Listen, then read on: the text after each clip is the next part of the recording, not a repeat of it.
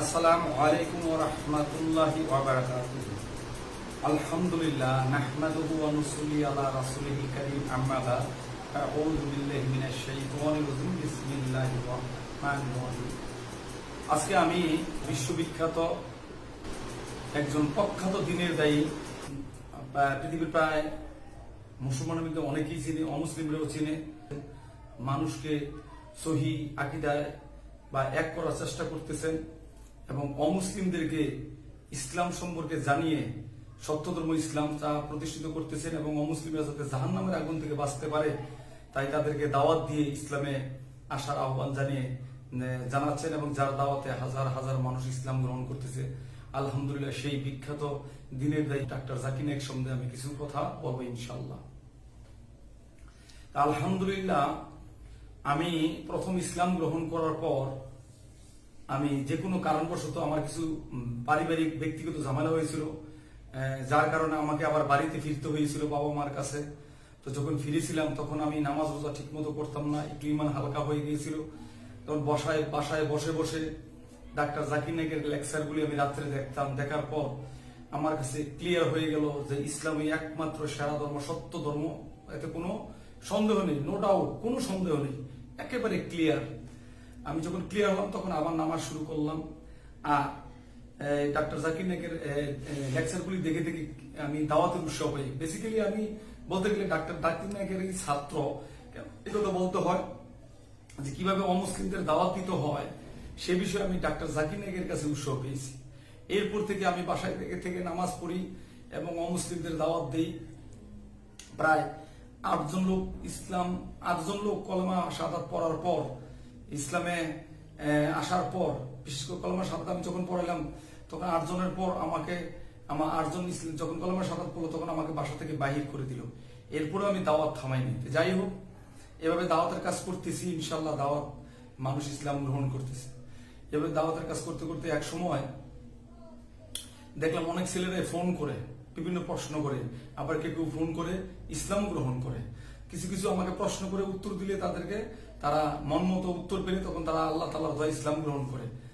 আবার কিছু কিছু লোক সরাসরি ফোন দিয়ে বলে যে ভাই আমি ইসলাম গ্রহণ করতে চাই, তখন আলোচনা করে। আমি প্রশ্ন করি আপনারা এই ইসলাম কার কাছে বুঝলেন? তখন বলে যে আমরা নেটে ইউটিউবে ডাক্তার জাকির নায়েকের লেকচার থেকে বুঝতে পেরেছি ইসলাম সত্য, তা এই জন্য আমরা ইসলাম গ্রহণ করতে চাই। তো ইনশাআল্লাহ তাদের এই কথা শুনে আমি তাদেরকে কলমা শাহাদাত পড়ে দিই। ফোনে অনেকে ফোনেও পড়ে, অনেকে আইসা পড়ে। যেমন আজকেও কিছুদিন আগে একটা ছেলে কলমা শাহাদাত পড়েছিল। ওনার নাম হচ্ছে খোকন চন্দ্র বিশ্বাস। ওনার বাড়ি মতলব, চাঁদপুরের মতলবে। ওনার নাম দিয়েছে আবুল খায়ের। উনি মোবাইল কিনে, টাচ মোবাইল কিনে ইউটিউবে ডাক্তার জাকির নায়েকের লেকচার দেখতো। ওনার জ্ঞান হয়েছে, মোটামুটি বুঝতে পেরেছে। তারপরে আমার সাক্ষাৎকারটা দেখেছে উনি, দেখে পরে উনি আরো এগিয়ে আসলেন। তারপরে ফোন করে আমার কাছে কলমা পড়লেন, আমার বাসায় আসলেন। আজকে বাসায় এসে দেখা করে গেলেন, সে কিছু পরামর্শ নিয়ে গেলেন। তো যাই হোক, যে কথা বলতে চাচ্ছিলাম, অনেকেই এভাবে ফোন করে ইসলাম গ্রহণ করে। তো দেখেন যে অনেকে বলে যে টাচ মোবাইল ব্যবহার করা দরকার নেই, এতে মানুষ নষ্ট হয়ে যায়। আমি এটা সঠিক মনে করি। এক সময় আমাদের দেশে বলা হতো যে ইংরেজি শিখার দরকার নেই। আজকে যদি আমরা ইংরেজি শিখতাম, বাংলাদেশের পরে, আমি যতটুকু জানি বাংলাদেশের পরে মালয়েশিয়া এবং সিঙ্গাপুর স্বাধীন হয়েছে। তারা ইংরেজি শিখার কারণে তারা এগিয়ে যায়, অনেক উন্নত হয়ে গেছে। আজকে আমরা বাংলাদেশ পিছিয়ে আছি। সেম কাজটা এখন হচ্ছে, যেটা হলো ইউটিউব বা মোবাইলে টাচ মোবাইল ব্যবহার করার দরকার নাই, এই কথাটা বলে। কিন্তু এই যে হিন্দু ছেলেগুলি টাচস্ক্রিন মোবাইল কিনে তারা ইউটিউব দেখে, নেটে ডাক্তার জাকির নায়েকের দেখে, বিভিন্ন লেকচার দেখে, আমাদের নমুসলিমদের সাক্ষাৎকার দেখে তারা দলে দলে ইসলামের দিকে এগিয়ে আসতেছে এবং অনেক ইসলাম গ্রহণ করতেছে আলহামদুলিল্লাহ। তাই যে কথাটা বলতেছিলাম, দেখেন গত কিছুদিনে কয়েকজন লোক ইসলাম গ্রহণ করলো। যেমন পলাশ চন্দ্র সিং রাজশাহী থেকে, ওনার বর্তমান নাম হলো নাইম ইসলাম। উনিও ফোনে ইসলাম গ্রহণ করছে, উনি অনার্সে করে আমার কাছে ইসলাম গ্রহণ করছে রাজশাহী থেকে আলহামদুলিল্লাহ। এরপরে গ্রহণ করছে ধানমন্ডি থেকে পূজা দেবনাথ, বর্তমানে ওর নাম জান্নাত, সেও ফোনে ইসলাম গ্রহণ করেছে আলহামদুলিল্লাহ। তারপরে জুন মাসের 12 তারিখে মতলব চাঁদপুর থেকে খোকন চন্দ্র বিশ্বাস, ওনার বাড়ি চাঁদপুর কিন্তু উনি থাকে মনে হয় মুরাদনগরে, কুমিল্লায় থাকে। উনি কুমিল্লায় থাকে। কুমিল্লা থেকে ফোন করে, উনি ব্র্যাকে চাকরি করে, উনি ফোনে ইসলাম গ্রহণ করে। তা উনি এই ডাক্তার জাকির নাইকের লেকচার দেখেছে, আমার লেকচার দেখেছে, যিনি আজকে আমার বাসায় এসেছিলেন। আজকে বুধবার দিন, আজকে আগস্ট মাসের 5 তারিখ বুধবার দিন, এই খোকন চন্দ্র বিশ্বাস যিনি বর্তমান আবুল খায়ের আমার বাসায় এসেছিলেন, উনি সাক্ষাৎ করে গেলেন আমার সাথে। তারপর ইসলাম গ্রহণ করেছে ঝিনাইদহ থেকে জুলাই মাসের 1 তারিখে শ্রী রবিন, ওনার নাম দেওয়া হয়েছে আব্দুর রহিম, রবিন থেকে আব্দুর রহিম, উনিও ফোনে ইসলাম গ্রহণ করেছেন।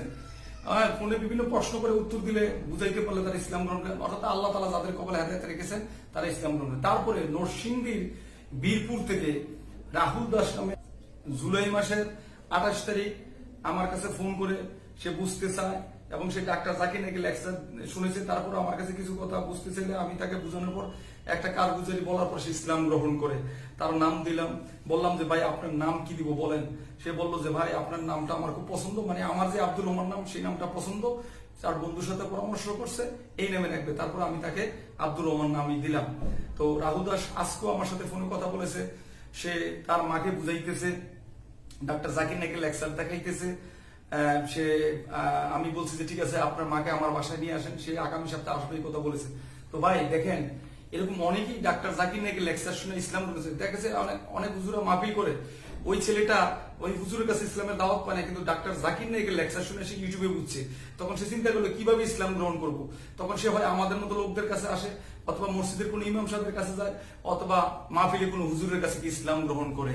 কিন্তু এই ক্রেডিটটা আমরা অনেকেই বহন করি যে সে আমার কাছে ইসলাম গ্রহণ করছে। আরে ভাই সত্য কথা স্বীকার করা উচিত, তাকে জিজ্ঞাসা করা উচিত তুমি কোথায় ইসলাম বুঝেছো। সে যদি যার কাছে বুঝে ওই সব তো সে পাবে। আমি মানুষের বাহবা নিয়ে লাভ কি, আমার তো আল্লাহ সন্তুষ্ট, আমি কেন মানুষের বাহবা প্রশংসা নেব। সমস্ত প্রশংসা আল্লাহ তাআলা। আমি দিনের কাজ করব, আমার দ্বারা যেটুক খেদমত নেওয়ার আল্লাহ তাআলা আমার কপালে যেটুকু রেখেছে, আমার ভাগ্যে যেটুকু রেখেছে সেটুকুই হবে। তো আমি কেন শুধু শুধু মানুষের প্রশংসা নিতে যাব। আমার কাজ, আপনার কাজ হবে যারা মুসলমান, শুধুমাত্র আল্লাহ তাআলা সন্তুষ্টি অর্জন করা। দেখেন আমাদের বাংলাদেশে অনেকেই ডাক্তার জাকির নাইকের বিরুদ্ধে মিথ্যা অপবাদ দেয়, জেনে বা না জেনে। অনেকে আছে শুনে আমতাজি তার বিরুদ্ধে মিথ্যা অপবাদ, তার লেকচার গুলি শুনে না, তার বইগুলি ঠিক মতো পড়ে না, তার সহজ দেখেছে বন্ধুরা বলে ফেললো এই মিথ্যা কথা শুনে সে মিথ্যা অপবাদ ছড়ায়। কিন্তু একটা বার চিন্তা করলো না, যে লোকটা সারা বিশ্বে অমুসলিমদের কাছে ইসলামকে বড় করে যুক্তি দিয়ে, কোরআনে আয়াত দিয়ে বিভিন্ন বুঝে ইসলামকে সত্যধর্ম প্রতিষ্ঠিত করেছে, বিভিন্ন দেশে এখন মানুষ ইসলাম গ্রহণ করছে, সেই লোকটার বিরুদ্ধে কিভাবে মানুষ, আমি জানি না অন্যান্য দেশে বলে কিনা, বাংলাদেশের কিছু আলেমরাও বলে, তাজ্জব লাগে যে ওনারা তাহা কি করেন, ওনারা যদি আলেমে হয়, সত্যিকারে আল্লাহর দিন বুঝে থাকে, আলেমই হয়, সত্যিকারে আলেমে, তারা কিভাবে একটা মানুষের নামে মিথ্যা অপবাদ দেয়। আমার দুঃখ লাগে খুব। যাই হোক, আমার আরো দুঃখ লাগে যে লোকটা জাহান্নামের প্রত্যেকে মানুষকে বাঁচানোর জন্য আল্লাহর দিন প্রচার করে তাদেরকে ইসলামে নিয়ে আসে, সেই লোকটার সম্বন্ধে মিথ্যা কথা বলে। যদি সত্য হইতো যে ডাক্তার জাকির নাইক এই কথাটা বলছে, যদি এই সত্য হইতো তাহলে মেনে নিতাম। কিন্তু আমি দেখছি বাংলাদেশের যে সমস্ত আলেমরা ওনার বিরুদ্ধে মিথ্যা কথা বলে, আজও পর্যন্ত একটাও সত্যতা প্রমাণ পাই নাই, যে মিথ্যা কথাগুলি বলে প্রমাণ করতে পারে না যে ডাক্তার জাকির নাইক এই কথাগুলি বলছে। তো যদি পাইতাম তো মনটাকে একটু বুঝ দিতে পারতাম। আল্লাহ তাআলা সেই সব আলেমদেরকে হেদায়েত দান করুন। আপনারা যারা বাংলাদেশে কিছু আলেম আছেন ডাক্তার জাকির নাইকের বিরুদ্ধে যে মিথ্যা অপবাদ দেন, আপনি চিন্তা করেন তার কাছে আপনারা কোথায় আছেন, সে কোথায় আছে, আল্লাহ তাআলা তাকে কোথায় নিয়ে গেছে। আল্লাহ তো সূরা মুহাম্মদের 7 নম্বর আয়াতে বলছে, ইয়া আইয়ুহাল্লাযিনা আমানু ইন তানসুরুল্লাহ ইয়ানসুরকুম ওয়া ইউসাব্বিত আকদামাকুম। হে ইমানদারগণ, তোমরা আমার দিনকে সাহায্য করো, আমি তোমাদেরকে সাহায্য করব, তোমাদের কদমসমূহকে দিনের উপর মজবুত করে দেব। দেখেন আল্লাহ তাআলা ডাক্তার জাকির নাইকে কিভাবে সাহায্য করতেছে এবং তাকে কত সম্মান দিয়েছে সারা বিশ্বে। আমি আপনি বা বাংলাদেশের যে সমস্ত আলেমরা ওনার বিরুদ্ধে মিথ্যা কথা বলেন, আপনারা কি ওই জায়গায় পৌঁছতে পারছেন? অযথা একজন দিনের দায়ের বিরুদ্ধে হিংসা করে লাভ নেই। তো আরেকটা কথা না বললেই নয়, সুইজারল্যান্ড থেকে একজন লোক আমাকে ফোন করেছেন, উনি সম্ভবত লয়ার, আমার সঠিক খেয়াল নেই। উনি রাত্র 12টা বা 1টা, আমার খেয়াল নেই, একটা টাইমে ফোন দিছে আমাকে রাত্রেবেলা। ফোন দিয়ে বলছে, আব্দুর রহমান ভাই আপনি যে কাজ করেন সুন্দর, ভাল লাগে আপনার কাজগুলি। তো উনি কথা বলো, অনেকক্ষণ কথা বলার পর বললো, আমি বললাম যে আচ্ছা আপনার ডাক্তার জাকির নাইকের সম্বন্ধে আপনার মন্তব্য কি। উনি হাইসা দিয়ে বললো যে দেখেন আমার বাসায় একজন লোক আছে, ওই সুইজারল্যান্ডের ভদ্রলোক বললো আমার বাসায় একজন লোক আছে, সে প্রতিদিন ডাক্তার জাকির নাইকের লেকচার না শুনে ঘুমায় না। এরপরে বললো, সুইজারল্যান্ড থেকে যিনি ফোন করেছিলেন তিনি বললেন যে আব্দুর রহমান ভাই কি বলবো, আমাদের এখানে সাদা চামড়া যারা আছে তারা এখন আর গির্জায় রবিবারে তেমন একটা যায় না, রবিবার দিন ভরে না গির্জা, ততটা ভরে না। আমি তো ওরা কোথায় যায়, ওই মসজিদের প্রথম কাতারে নবমুসলিম হিসেবে থাকে। তো আমি বললাম যে এটা কিভাবে সম্ভব। তো বললো যে ডাক্তার জাকির নায়েকের লেকচার শুনে তারা বুঝতে পেরেছে যে ইসলাম সত্য, খ্রিস্টান ধর্ম বাতিল, ইসলাম সত্য। তো এই জন্য তারা মুসলমান হয়েছে। আলহামদুলিল্লাহ, শুকর আলহামদুলিল্লাহ। এইবার চিন্তা করে দেখেন, ডাক্তার জাকির নায়েকের লেকচারের কারণে মানুষ বিভিন্ন জায়গায় তার লেকচার পৌঁছে যাচ্ছে মিডিয়ার মাধ্যমে। এত মানুষ ইসলাম গ্রহণ করতেছে। সেই ডাক্তার জাকির নায়েকের জন্য আমরা দোয়া না করে কিভাবে তার বিরুদ্ধে মিথ্যা অপবাদ দেই? আমরা মুসলমানরা যদি তার বিরুদ্ধে মিথ্যা অপবাদ দেই, তাহলে যখন আমরা অমুসলিমকে দাওয়াত দিব, ওই অমুসলিমরা তখন বলবে, ডাক্তার জাকির নায়েকের উদাহরণ দিলে বলবে যে ভাই আপনাদের আলেমরাই তো ওনার বিরুদ্ধে বলে উনি ভালো না। কিন্তু তারপরেও কিন্তু থেমে নেই, অমুসলিমরা কিন্তু ইসলামে আসতেছে, ডাক্তার জাকির নায়েকের দাওয়াত আল্লাহ কবুল করতেছে। তো আপনারা, আমরা যেমন, আমি একটা উদাহরণ দিয়ে বলি, আমার এলাকায় 3-4টা মসজিদ, ওখানে আলেম আছে, আশেপাশে হাফিজি মাদ্রাসা আছে, কওমি মাদ্রাসা আছে, আলিয়া মাদ্রাসা আছে, অনেক মুসলমান আছে। আমরা অল্প কটা হিন্দু বাড়ি কই, কেউ তো কোনো দাওয়াত দেয় না, কেউ তো দাওয়াত নিয়ে পৌঁছে না হিন্দু বাড়িতে। কিন্তু যার যার মিডিয়ার মাধ্যমে, টিভির মাধ্যমে হিন্দুদের বাড়িতে বাড়িতে দাওয়াত পৌঁছতেছে, হিন্দুরা, বৌদ্ধরা, খ্রিস্টানরা ইসলাম গ্রহণ করতেছে। আপনারা সেই ডাক্তার জাকির নায়েককে সমর্থন না করে তার বিরুদ্ধে মিথ্যাচার করতেছেন, কেন করতেছেন? আপনাদের আল্লাহর কাছে জবাব দিতে হবে। আপনাদের কি লজ্জা করে না আপনারা যে এই কথাগুলি বলতেছেন? আর নিজেকে একটু বিচার করবেন যে আপনার দ্বারা কতজন লোক ইসলাম গ্রহণ করতেছে। আপনি বলবেন যে আমরাও দিনের কাজ করি। হ্যাঁ, আপনাদের দিনের কাজ করাকে আমরা সম্মান করি, কিন্তু আমরা তো আপনাদের বিরুদ্ধে মিথ্যা বলি না। ডাক্তার জাকির নায়েক আজও পর্যন্ত কোন আলেমের বিরুদ্ধে মিথ্যা কথা বলছে এরকম প্রমাণ কেউ দেখাতে পারবে না। উনি বলে যে আমি এখনো ছাত্র, ডাক্তার জাকির নায়েক নিজে বলে আমি এখনো ছাত্র, আমি শিখি, আমি সবার কাছে শিখি, এরকম মনে হয় বলে। তো আপনারা ওনার লেকচার গুলি শুনেন, শোনার পর ওনার বিরুদ্ধে কথা বলেন, না শুনে কোনো বানোয়াট মিথ্যা কথা বলে আল্লাহর কাছে আপনাদের জবাব দিতে হবে। তাই আসুন আমরা সকল মুসলমান বিভেদ ভুলে এক মুসলমান আর এক মুসলমানকে ভালোভাবে দেখি, এবং যদি তার খারাপ দিক থাকে সেগুলি তাকে বোঝানোর চেষ্টা করি।